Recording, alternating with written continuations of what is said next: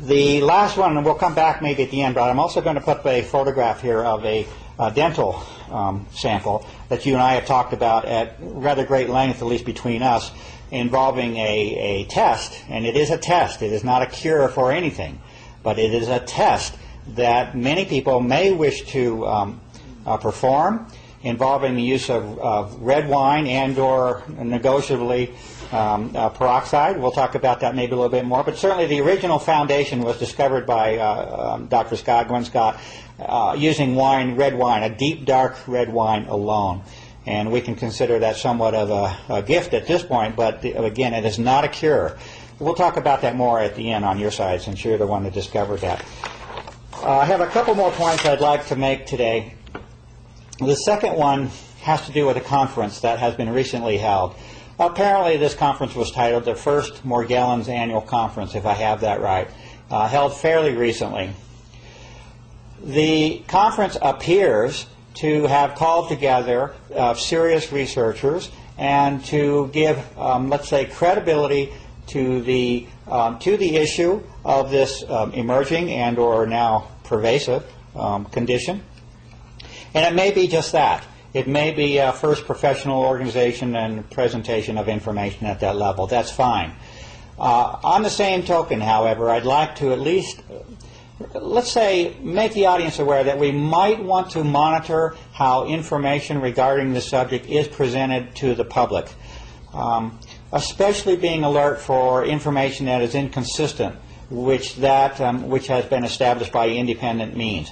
One comment in particular that came out of this conference that caught my attention was coverage by a CBS affiliate. They went there on television there and covered this, and said that they were the only television station to cover this event.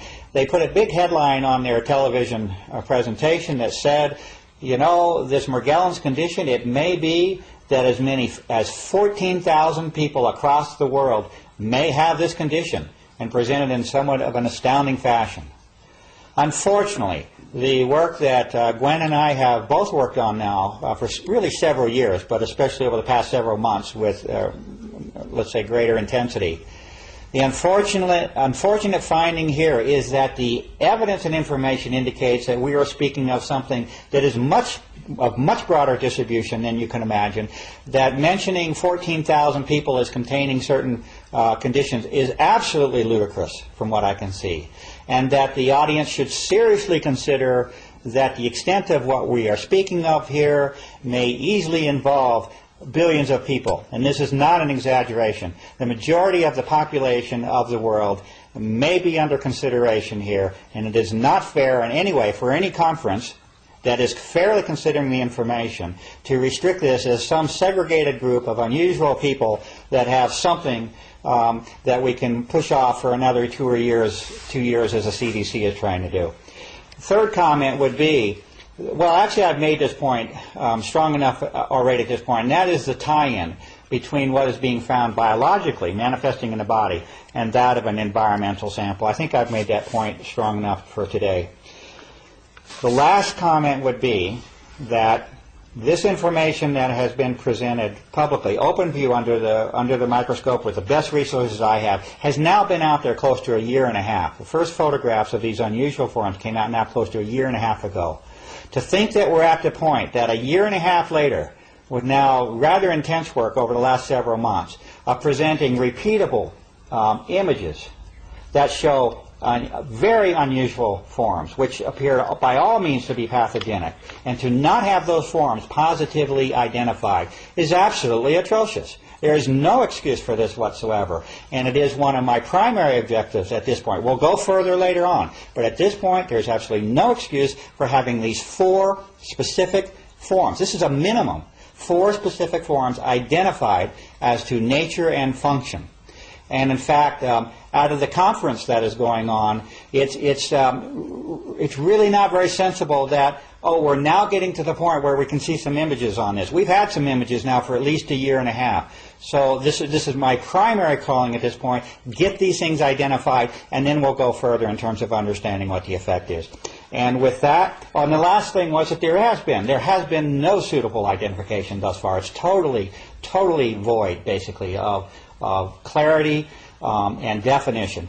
And with that last comment, I'd like to pass things over to you, Gwen. I hope I didn't infringe on your time there too much, but we're going to do this again as much as we need to get the information out. So I thank you very much. Take all the time you want, my friend. Okay, I have some new developments using my own body laboratory, which is what I've been doing all along, and friends and family and whatever. But before I talk about that, I will say, since our last discussion, I did have a gentleman who was involved in the design of some of this call me, and when he was involved, he said, you know, he felt he was doing something to help the soldiers in the field in this country. He was told that these things would be sprayed, aerosol sprayed from planes on the enemy, and he would save soldiers' lives. And then it occurred to him, when he became aware and began to see Clifford's work and other work, that, oops, you know, maybe that's not the case. So now he's trying really hard to help out anybody that he can find that's trying to do the work. And he explained something to me that I knew, but I had kind of forgotten, which is every organ in your body has a specific frequency, and it operates at that frequency. And when you interrupt that frequency electromagnetically, you can create all kinds of serious, even unto death, problems. He also talked about areas of the brain and mind control. And as Orwellian as that may seem, apparently scientifically it's very real. And we know from Clifford's work for years now the electromagnetic properties of what's happening in our air supply as a result of the aerosol spraying and the manipulation of that. Beyond that, he talked about and confirmed to me the heavy metals, the barium, the titanium, the aluminum, none of which, trust me, are good for the human.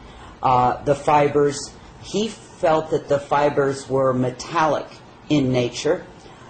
He talked about the biological. He said all of it has been altered. Some of it, and Clifford alluded to it earlier, can kind of escape your immune system, cloak itself in one form or another. Again, the electromagnetics, and also the lack of oxygen, the displacement of oxygen. And Clifford talked about that at the beginning of his work, that the more you displace or rid oxygen out of the air supply with particulates, it could be cornflakes, it doesn't matter, mortality rates go up concurrently. And we are operating on a very low level of oxygen because of the displacement. So that alone doesn't, you know, forget all the components. That alone is very detrimental to the human body. And as Clifford was talking about earlier, the red blood cell, whose job it is to carry oxygen, has been compromised. So it's actually pretty amazing that any of us are walking and talking.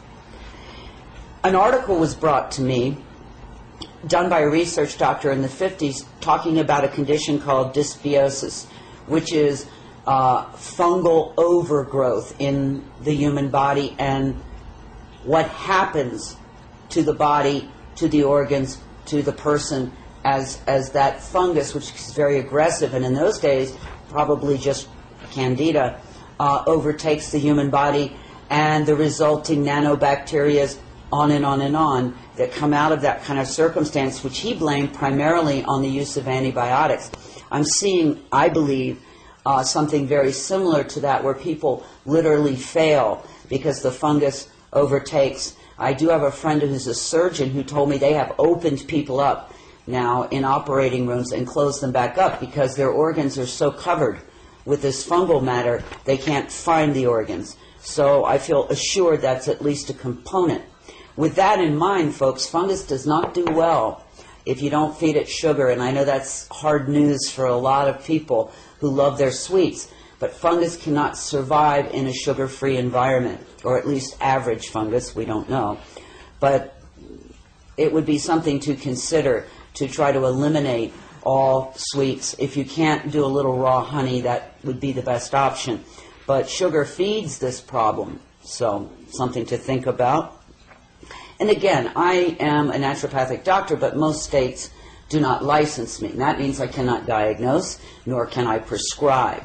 What I'm doing here is informing